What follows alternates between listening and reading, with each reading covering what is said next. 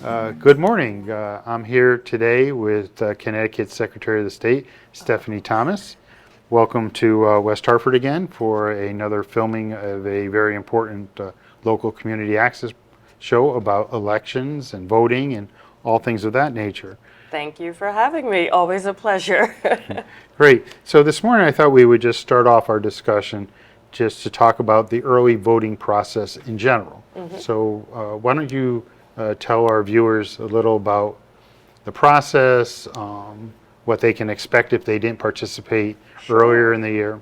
Sure. As most people know, we kicked off early voting for the first time in Connecticut this year for the presidential preference primary. So early voting started in late March in advance of the April election, and it was a great success.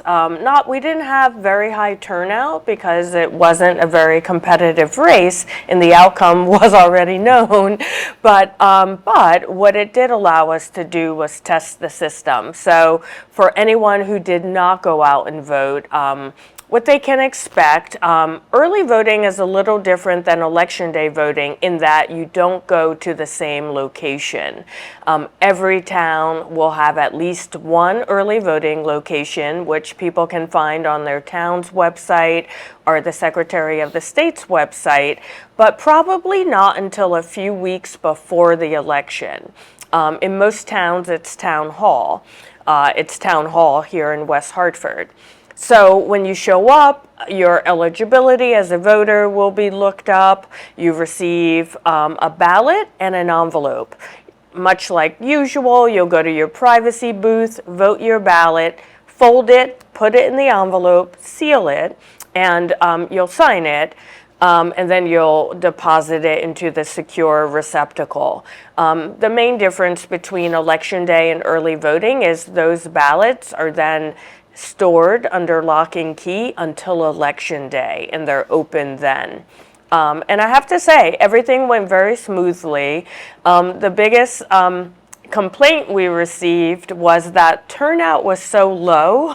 All of the election workers had to keep logging back into the computer to look up eligibility because it would time out.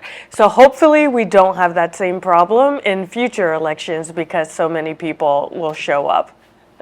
Super. So I was the People will show up. super. So I was the designated recipient of the early voting ballots on a daily process, and we had a very good process to make sure that the chain of custody of every ballot was not tampered with, and there would be no question. So basically, the ballots came from our town hall auditorium, went down the hall. We're storing them in a fireproof, waterproof, locked cabinet, which we specifically purchased in a vault, which is secure. So, but before we placed them in these envelopes that would go into the vault, what we did was we made certain that if there were 30 voters that were checked off that day on, let's just say, the Republican presidential preference, that there were 30 ballots, and they were all sorted for, and they were sorted out by district, and the other people present was another individual from the town clerk's office, as well as our registrar of voters, Republican and Democrat. So there was a lot of eyes on the process. So nothing went in until everybody was in agreement that these are all the ballots cast. This is what they ran a report. This is what the report said. This is the number you're supposed to have. Then it went in there. And because some people had raised the question, well, it's not going through a tabulator when I'm voting. And that would have presented other issues. So they stayed there until it was time to release them to the registrar so they could be counted. Yeah, and I'm glad you mentioned that. I don't expect everyone to know election law and procedures, but registrars know and town clerks know there are so many checks and balances about, how many ballots are received in the office to begin with, and basically they all have to be accounted for. So even if a voter showed up and for some reason, messed up on their ballot, wanted to scratch it out and start over, even those spoiled ballots have a legal procedure that have to be followed so that it's accounted for. So just like regular election day voting, early voting also has an incredible number of procedures that have to be followed. And another safeguard that was in place was that if someone chose not to cast their ballot after they were issued one, we still had to account for that ballot. The person is unable to leave the polling location with that ballot. So anybody walking in, getting a ballot, had to make certain that they deposited it there. Exactly. Otherwise, our math would have Your been math over. would be off. Right. Exactly. So in light of the presidential preference primary, were there any tweaks or changes to the process from your office, or? Yeah, a few tweaks. We are working on changing the timeout window so registrars don't have that issue. One thing in the original law that I think was in error, so it was corrected during the short session this year, in the original law, the way it was written, because of other laws, it meant that a registrar of voters could not work in the early voting location, and that was unintended, so that was corrected. And that's the main thing, and our office is working on some procedural issues. We are, based on feedback, adding some topics into the training video, for example. We are adding some additional information sessions for people, for registrars to train on some of the items. So little things like that, but tweaks that are very doable. So I know that both of our registrars, both the Republican and the Democrat registrar, are on the ballot this November.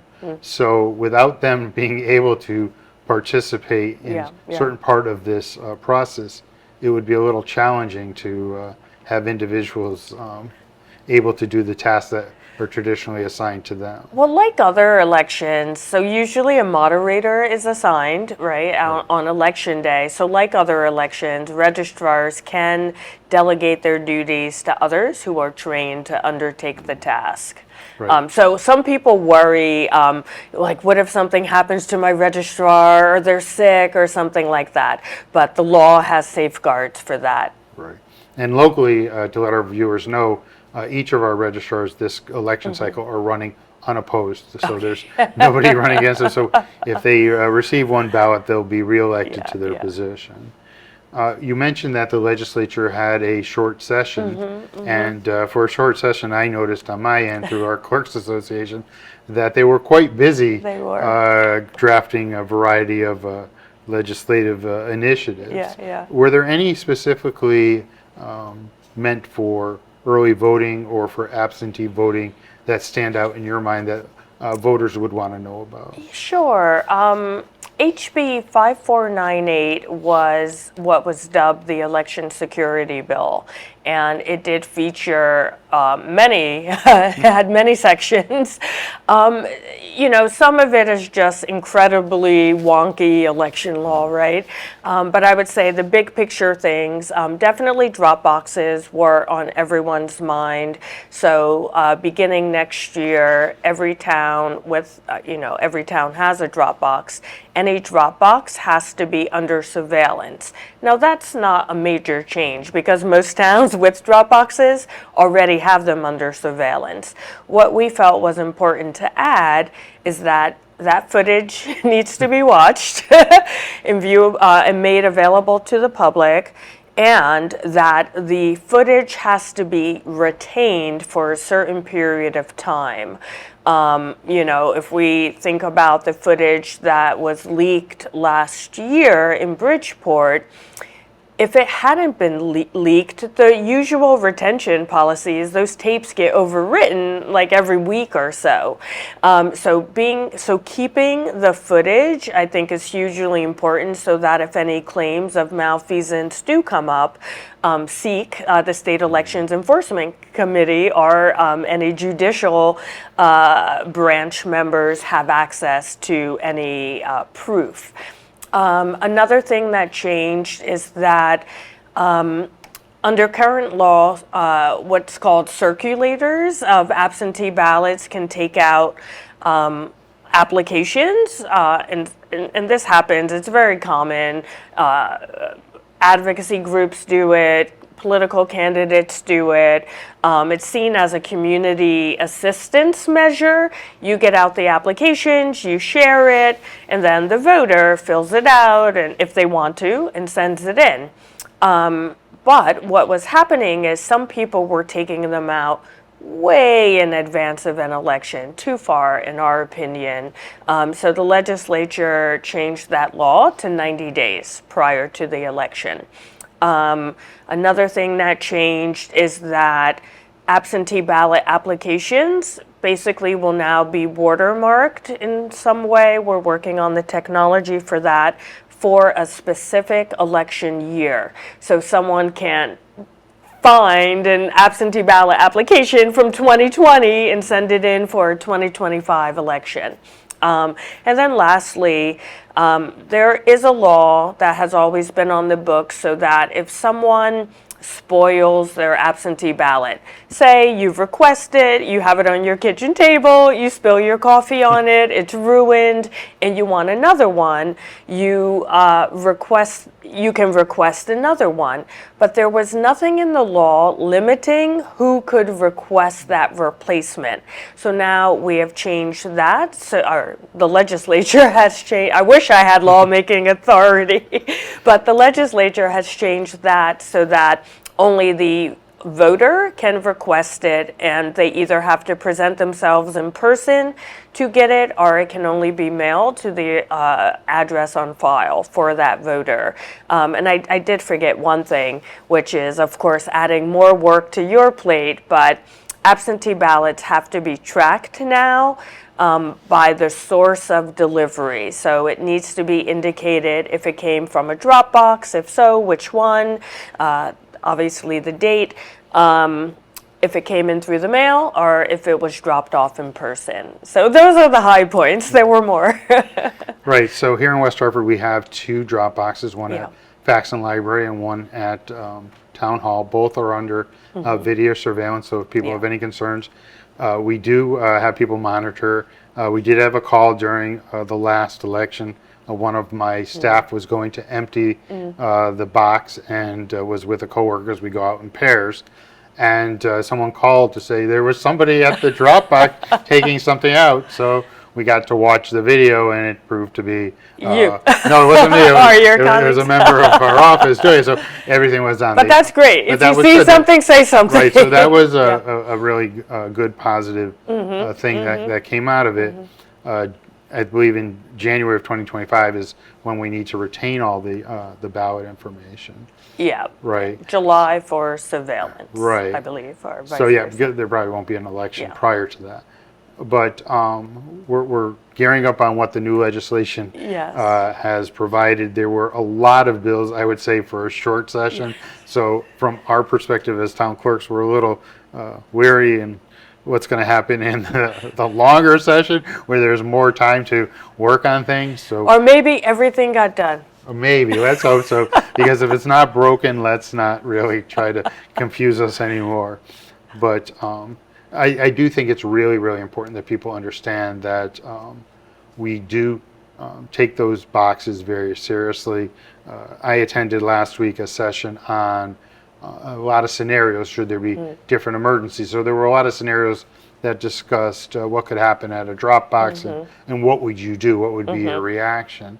So without getting into all the specifics, it was good in terms of raising consciousness. So whatever steps that your office had to assist with that emergency management program, thank you for doing that. It showed a lot of foresight and leadership to pre-plan for things that can happen, most likely will never happen, but we have a plan in place and know what to do should something happen. Thank you for saying that. Our office started working very closely with the Fusion Center last year, and in that conversation, and the Fusion Center is made up of entities like Homeland Security, FBI, State Police, Emergency Services, etc. And in those conversations, we raise the discussion that Although information pushes down to town leaders and emergency workers in towns, it often never reached the registrars or town clerks. And elections are considered critical infrastructure as part of the federal government's major areas of protection. And so we thought, wouldn't it be great if the registrars and town clerks, as our first line of defense in our elections, could be incorporated and also educated around some of these best practices. So that is how that came to be. It was the first time ever election workers were invited to participate in this statewide exercise that happens every year. Right. I always say, you know, the first time you think about what you'll do in an emergency, you don't want it to be in an emergency. So just thinking about what might go wrong. We don't like to talk about the scenarios publicly and give people any fine ideas, but I was sitting in the secure location with about 30 other professionals at the statewide level, and at the end, they said, wow, I feel better than I did going into this because I didn't realize how many controls there are already in place in the election system. Because they kept throwing scenarios at us, and we kept having answers.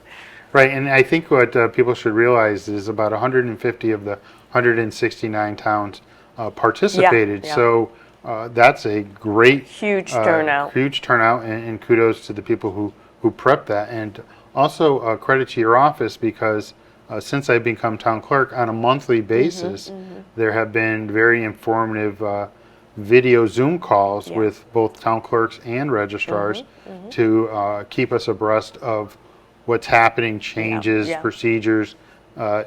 Here's our contact information. So that's one thing that's come out of the pandemic, this ability to congregate with all of the people from all the municipalities across the state in an hour. Yes. And it's a very efficient and good use of time. So it's been amazing. Thank you. And the chat function providing the answers is quite helpful to everyone so that we're all on the same page there. It's been a great unifying convention, I guess. I always believe you cannot over communicate. Right.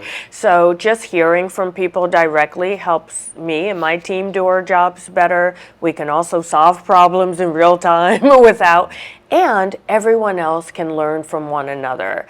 And I think that is so hard since we administer our elections in every single municipality. So it's only a couple of times a year that people get together and talk. So being able to do it monthly, I know I've heard registrars and town clerks share like good ideas that they've had, things that have worked, things didn't work, and I think that saves everyone time in the end. Right, and then if something was overlooked because maybe somebody didn't think of it from that perspective, it's brought to the forefront and we're able to make a change before all the people have taken another step. And from my point of view as a relatively new town clerk, the ability to interact and to meet other town clerks and to brainstorm or feel confident that, hey, can I run this by you because I want to make certain I'm doing it right. And I do think that the laws are complicated. They need a lot of interpretation, and I don't believe that anybody in my position as town clerk or those in the registrars would intentionally want to do things wrong. Correct. Okay, mistakes do happen, and we do our best to correct them, but we're always needing the additional educational component of how to be successful until you have enough experience that you can be a mentor to others. Learning never stops. Right. So early voting takes place, as I said, and as you noted, in town halls most likely, so which may be different than your regular polling place. So for some voters that may raise some questions about accessibility. Is there handicap parking? Is there an elevator? Because for example, here in West Hartford, it's located on the third floor. It's not on the main floor. So should those who have any type of disability be concerned with accessibility concerns? And are there other ways that they can also vote early? Because I know on election day there is where someone can bring a ballot out to your car to vote. Is that option still available to early voters? Yeah, so the first thing I would tell anyone who has any questions about accessibility would be to call your registrar, because it never hurts to make them aware so they can keep an eye out for you, etc. But the same accessibility that exists on Election Day also exists for early voting. So first and foremost, you have the ballot marking machine. So if someone needs to utilize a touch screen or they need an audio ballot because they're low vision or visually impaired in some way, that machine is available on Election Day at every polling place, but also at the early voting location. When you arrive, just ask your moderator. If the same types of laws that are in place, if you have trouble, like if there happens to be a line, which there could be for early voting, like on a Saturday at noon, who knows, we've never done it. If there's a line, but you have problems standing, for example, also on Election Day, you can go to your moderator, let them know, they'll give you a chair and hold your place in line. Curbside voting, I just want to make something very clear because it will exist for early voting, but curbside voting under law is only for someone with a temporary disability. So I think what it envisions, I don't know, you break your leg the day before the election, you can vote by curbside. If you have a permanent disability, you might want to look into applying for a permanent absentee ballot. Or you would go and use one of the IVS accessible machine. Now, as you mentioned, like here in West Hartford, early voting's on the 3rd floor. We had one location in the last election on the 2nd floor and the elevator broke. So what do? So they called our office, our legal team got on the phone, and they had to come up in real time with an alternative scenario to make sure that anyone who showed up who could not climb the stairs was able to vote. So again, there are emergency procedures in place in every town across Connecticut that registrars have to follow should something happen. So real-time solutions to real-time issues. Exactly. So there was a lot of discussion about early voting when the legislature took up the issue. What, from your office's perspective, has been the impact of early voting on Election Day turnout, and or is the sampling too small to really get that feel yet? You know, the sampling is too small, but what I will say, we did a lot of research and we looked at a survey, a study that was done for the state of Connecticut before early voting was adopted. And when you look at states that have had early voting and no excuse absentee voting for a number of years, most people tend to vote by no excuse absentee voting. Early voting is number 2 and Election Day is number 3. And that makes perfect sense. Election Day is one Tuesday during very specified hours. A lot of people could have natural conflicts, work, no babysitter, you know, lined up. So early voting, I would expect over time to eclipse Election Day voting. And we'll see. You mentioned no excuse voting. I believe yeah. that this November it's going to be on the ballot. Yeah, so there's always this misconception that when in Connecticut, we can only have constitutional amendments on the ballot.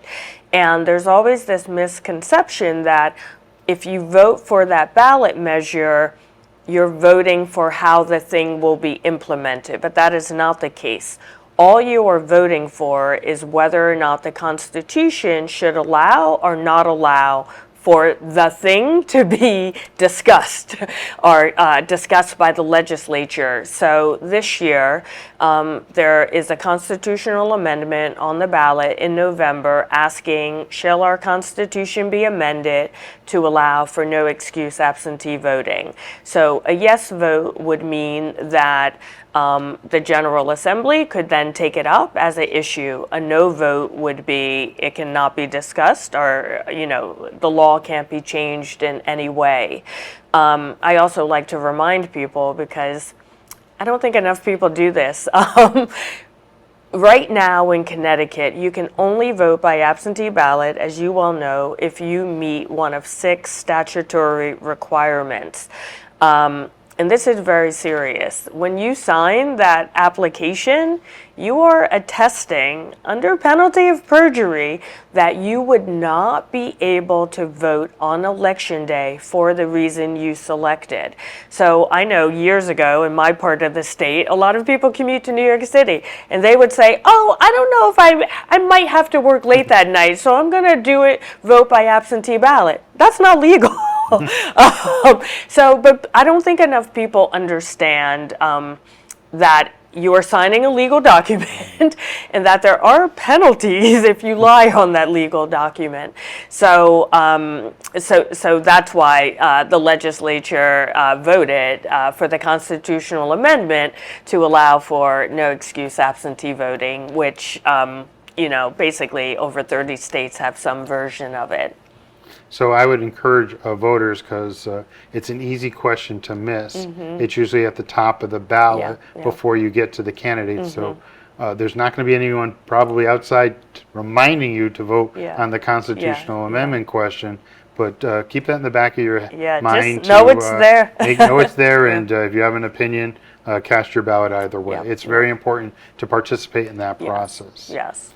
I'd also like to give you a chance to tell our viewers and the voters what resources are available to the public to learn about early voting, absentee voting, candidates, and elections in general. I know that your staff and your department has a website, but perhaps there's other ways voters can be more informed. If you remember nothing else, remember myvote.ct.gov. That is our main election portal, and you can ultimately get to everything there. But a lot of that it's a huge website. It has a lot of information. Some of it is not as plain language friendly as it could be. So we have put together civics101.ct.gov, which has all the common things that people want to know, like what do I need to do to get ready to vote, what are the early voting days and times, that type of, if I'm in college, how do I vote? So you can go there. And also, if you want to learn more about how government works or how to get involved civically, like civic engagement, civic education, all of that can be found at Civics 101. So my vote are civics101.ct.gov. And if you're not computer literate or you don't really feel comfortable getting that kind of answer, you can always come to the town hall of your community. Our registrar's office will be more than glad to assist you getting registered to vote. The town clerk's office will direct you in the proper places. With respect to election, our only duty is absentee ballots. Early voting and election day voting take place with the assistance of the registrar of voters. That's correct. So feel free to either use one of those resources. So I see our time is almost up. It's amazing how we're able to talk about a range of information and details, and I appreciate you coming here. I don't know if you have any last words you'd like to share with everyone today. I would just say, I would remind everyone, please vote in every single election. There are primary elections if you're eligible, and of course the primary is August 13th and the general election November 5th. And please, please consider using early voting so that we can see what will have higher turnout, early voting or election day. Thanks so much. Well, thank you for being our guest here today in the studio. And like I said last time, you're always welcome back here in West Hartford. Thank you. Thank you.